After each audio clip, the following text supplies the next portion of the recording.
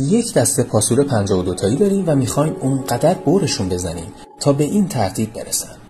اصلا از اولین لحظه تولد جهان شروع میکنیم و تو هر ثانیه یک بار بر میزنیم.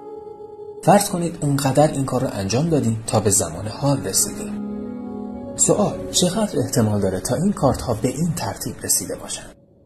از 13.8 میلیارد سال قبل تا به الان فقط 539 میلیونم 1 میلیاردم 1 میلیاردم 1 میلیاردم 1 میلیاردم 1 میلیاردم درصد. سوال: جهان چقدر دیگه باید عمر کنه که حداقل یک بار این ترتیب پدید بیاد؟ 185 کوین دسیلیون برابر.